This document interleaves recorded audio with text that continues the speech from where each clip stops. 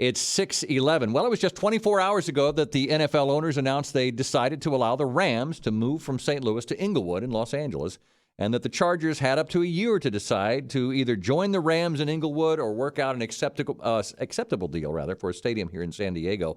And if they were to stay here, the NFL says they'll give the Chargers an extra $100 million to help pay their share for a new stadium. As of last night, the Chargers owner, Dean Spanos, would only say this. I will be working over the next several weeks to explore these options that we have now created for ourselves to determine the best path forward for the Chargers. On the KOGO News Live Line, San Diego State professor Jim Lackritz, an expert on the business of sports and director of the SDSU Sports MBA program. Professor Lackritz, thank you for your time. Good evening. Nice to be with you. You know, it seems kind of obvious if the Chargers want to make more money, I guess they have to move to Los Angeles to do it. Or can a new stadium do that for them here? A new stadium can do it for them here. There's going to be a difference in the financial models because the public-private partnership here will be a little bit different from the total private partnership that they would be doing in Los Angeles.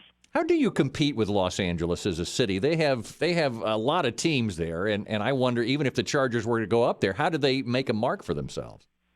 Well, you make a mark for yourself because the NFL is the biggest sports entity basically in the world, along with World Cup soccer, European soccer. But the issue basically comes down to, and they will make more money in Los Angeles, would you rather be the top dog in San Diego, or would you rather be kind of middle of the road and with a lot of competition from the collegiate and professional teams in the Los Angeles area?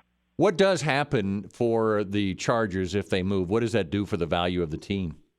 Well, on paper, what we're hearing is that the value of the team would almost double. Forbes had it last year at about $1.5 billion, and you're looking at an increase to somewhere between $2.5 billion to possibly $3 billion if they are moving to Los Angeles.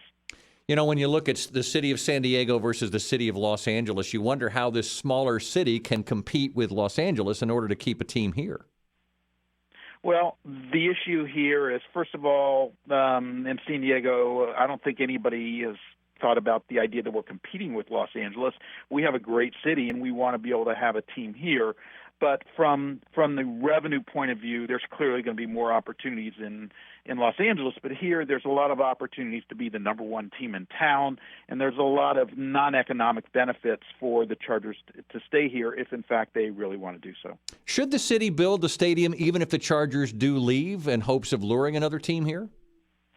Well, I wouldn't build it in hopes of luring a team. I would tie it into the idea of a commitment from the team and the agreement by the NFL to actually move another team here. I don't think there's the resources in place to build a stadium without a firm commitment from the NFL and from another team. What kind of an economic impact does an NFL team have for San Diego?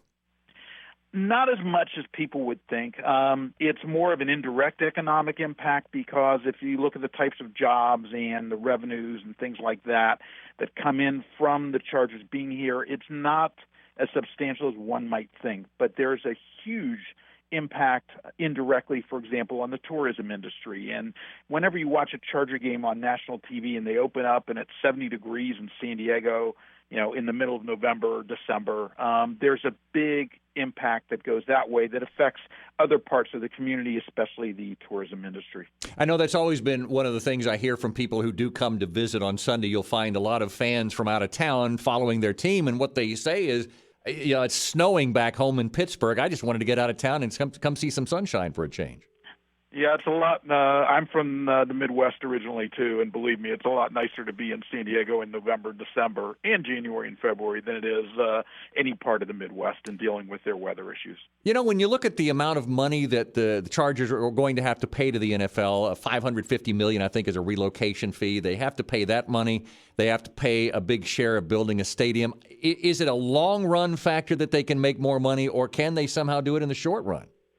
Well, it's both. It's a long-run factor, but it's also a short-run factor in terms of the NFL has been willing to what we call lay out a payment plan for the $550 million relocation fee, and the Chargers will get one of the major financial institutions probably to underwrite their share of the cost of building the stadium if they want to go partners with the Rams and Mr. Kroenke. I know that television money is divided equal in the NFL. I'm just curious, is there a big disparity between the top earning team versus the bottom earning team since television revenue is such a big part of it? There's a big disparity in the non-television revenue. Then the television revenue is a huge part of the budget. But the opportunities when you go to a city that has 10 million people compared to a city like San Diego that has 2 to 3 million people, in terms of of other types of revenues and merchandise and jerseys and related football items, it's going to be much bigger, as well as the local media rights, for example, for radio rights, and to get your team on the talk shows and creating special shows like they might have on the cable networks for the team itself. San Diego State professor Jim Lackritz with us on the KOGO News Live Line. Thank you so much for your time. I appreciate it.